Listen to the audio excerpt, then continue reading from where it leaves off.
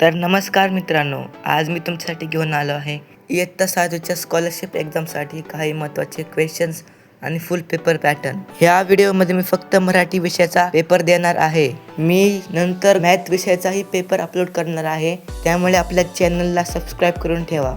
तसेच व्हिडिओला लाईक करा. मित्रांनो, हा व्हिडिओ इयत्ता 7वीच्या विद्यार्थ्यांसाठी खूप महत्त्वाचा आहे, त्यामुळे व्हिडिओ पूर्ण बघा. तर मित्रांनो, तुम्हाला माहितीच असेल की स्कॉलरशिपच्या एक्झामला बसताना रोल नंबर वाईज आणि ए सेट बी सेट असं बसवतात, पण तुम्हाला हे नसतं माहिती की कोणता सेट भेटणार आहे.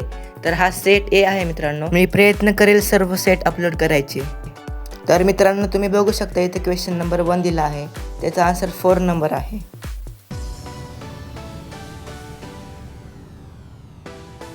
क्वेश्चन नंबर 2 चा आन्सर आहे 2 आणि क्वेश्चन नंबर 3 चा आन्सर आहे 3.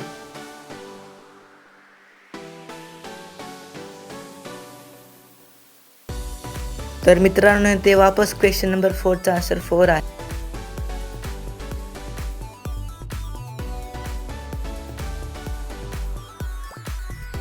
तर मित्रांनो, इथे मी सर्व क्वेश्चनचे आन्सर दिले आहेत, तुम्ही बघू शकता. क्वेश्चन नंबर 5 चा आन्सर आहे 2 आणि क्वेश्चन नंबर 6 चा आन्सर आहे 1. मित्रांनो, मी मॅथचा पेपरही अपलोड करणार आहे, त्यामुळे आपल्या चॅनलला सबस्क्राईब करून ठेवा, नाहीतर तुम्ही मॅथचा पेपर मिस करताल. मी पेपर 1 आणि पेपर 2 म्हणजे पेपर 1 म्हणजे मराठी आणि मॅथ म्हणजेच गणित आणि पेपर 2 म्हणजे बुद्धिमत्ता आणि इंग्रजी सर्व पेपर अपलोड करणार आहे, तेही सेमी नॉन सेमीमधनं. त्यामुळे आपल्या चॅनलला सबस्क्राईब कराल तर तुमचाच फायदा होईल. तर मित्रांनो, इथे क्वेश्चन नंबर 9 चा आन्सर आहे 3.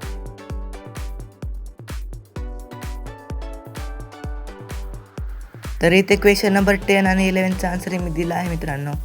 10 चा आन्सर आहे 4 आणि क्वेश्चन नंबर 11 चा आन्सर आहे 1. यानंतर क्वेश्चन नंबर 12 आणि 13 चा पण आन्सर दिला आहे. दोघांचा आन्सर 4 नंबरच आहे.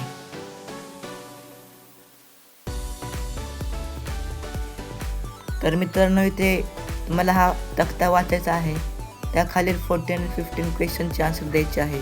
ह्यांचा आन्सर मी दिला आहे पुढे. तर इथे बघू शकता तुम्ही, क्वेश्चन नंबर 14 चा आन्सर आहे 4 आणि क्वेश्चन नंबर 15 चा आन्सर आहे 3.